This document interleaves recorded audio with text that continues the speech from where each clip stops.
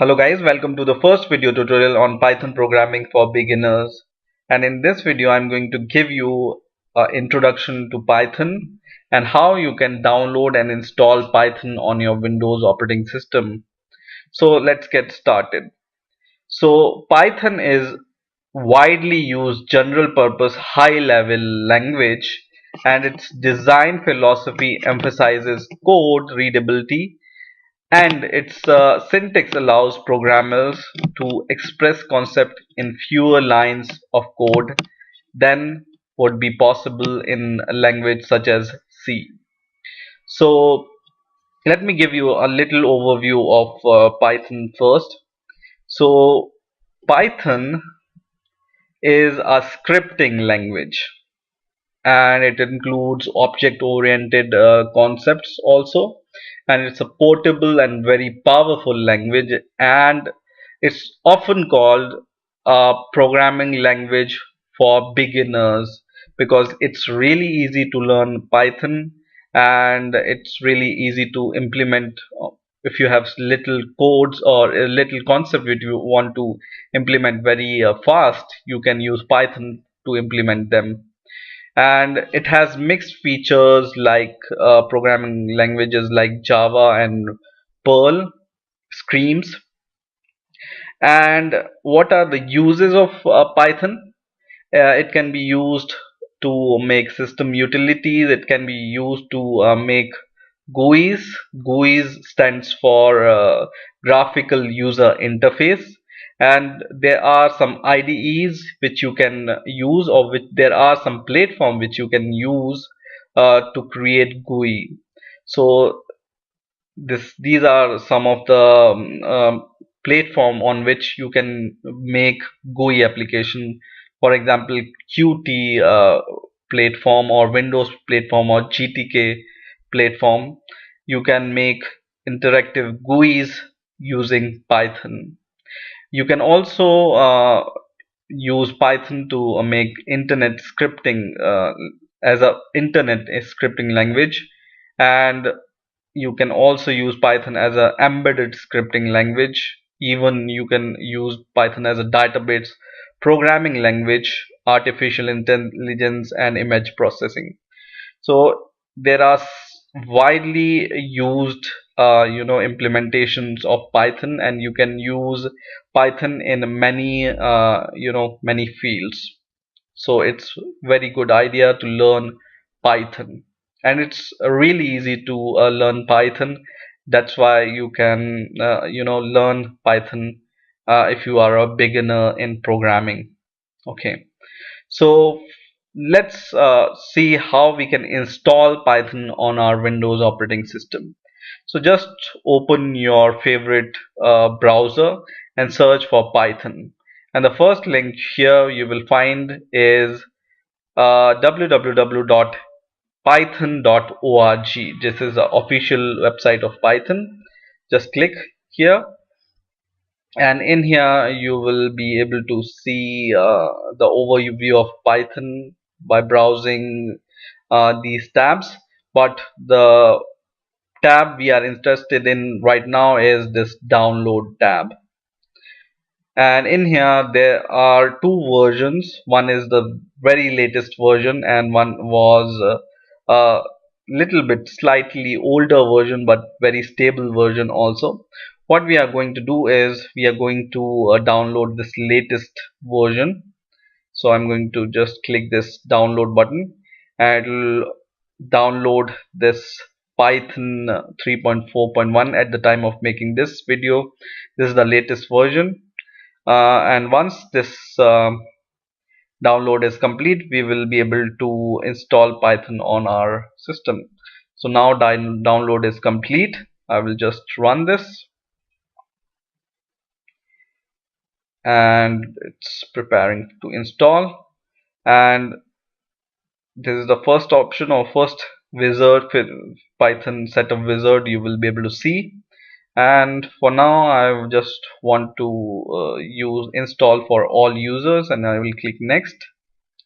And in here, this is the default location where Python will be installed, and this is the name of the folder because it's version 3.4. So the folder name will be Python 3.4.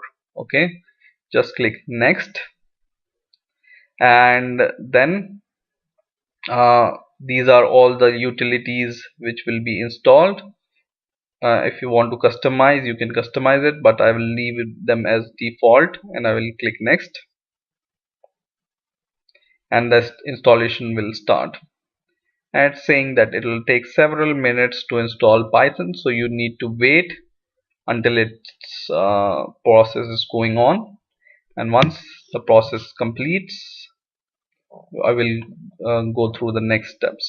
So let's wait for some time, and I will pause the video for now.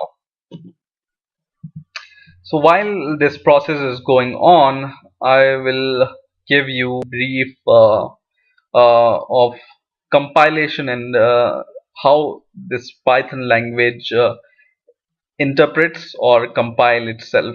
Okay, so if you have learned any other languages like C, C++, or Java, you know that this language is a compile. First you need to compile this file like Java or some other program, and then once you compile your program, it will produce a executable file, and then you can run this executable file and you will be able to see this kind of a result. But Python is a interpreted language. That means you don't need to compile your Python program because it's a interpreted language. It will directly or you will be able to run directly your program, and it is a runtime compilation it will do. So if any error occurs, you will be able to see them only at runtime. Okay, so there is no need to compile, or there is no feature to compile your code in Python. It will just execute your program directly. So this is the little difference between the programming languages like Java, C, or C++, that in those languages you need to compile your program, but in Python instead it's an interpreted language, so you don't need to compile this. It will be executed at runtime. Okay, now our installation is finished, so I will just click finish. Now once your installation is complete, you will be able to go to your start menu here, and you will be able to see Python in these options. Otherwise you can go to all programs, and in here you will be able to see Python and whatever version you have downloaded for Python.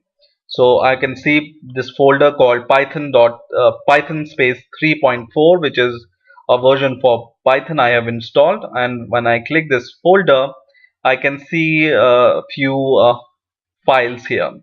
So there is something called Python command line, and I will click this first, Python command line first, and this is a command line tool which you can use to execute your Python scripting language or Python programs, right? So for example, I want to execute something here. What I can do, I can just print something. So I will write print, and in the brackets, in the earlier version before 3 or before version 3, you don't need to give these brackets to execute your message, but after version 3 you need to use these brackets in order to print your message, like using print function. So print is a built-in function to print your string or whatever you write in these brackets. So I will just use double quotes and I will write hello world, and when I press enter it will give me hello world, right? So there are something you will notice when I have printed hello world, that first, you don't need any semicolon or any ending declaration in Python. So if you have or if you are used to some languages like C, C++ or Java, you know that you need to end your line using semicolons, right? But in your Python program, you don't need to use semicolons here. And the other thing, I've already told you that you don't need to compile your program. You just hit enter and it will run your program, right? So this is a command line tool. The same functionality you can use a GUI tool also to write the program. So if you want to develop your program using command line, you can use this Python command line. I will just close it for now. And I can even use, or Python even provides a GUI which is called idle to program Python. So I will just go to this folder once again and I will click this idle Python GUI, and it will open the same shell command, but it's more interactive and you will be able to see the uh, same command line structure here.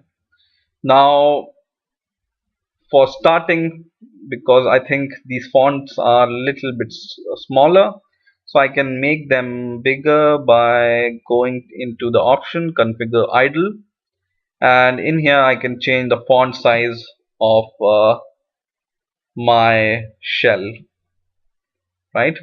So for example, I want to increase it to 16 so that I can see better and you can also see better. Let's make it 18 even, so you will be able to see more better. Okay, so once this is done, in here also you can just write print, and in the brackets you can just give your message, for example, hello world. And whenever I have or when I write this, you will be able to see different colors for different structure. So because print is a function, it will be highlighted in different color, and hello world is a string, so it will be highlighted in green color, for example.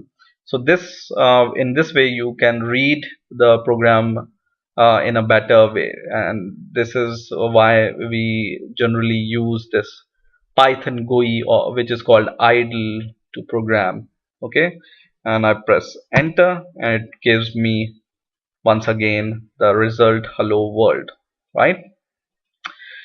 Now I think that's it for this video. In the next video I'm going to show you how to use other features of Python. So stay tuned and please rate, comment, subscribe, and bye for now.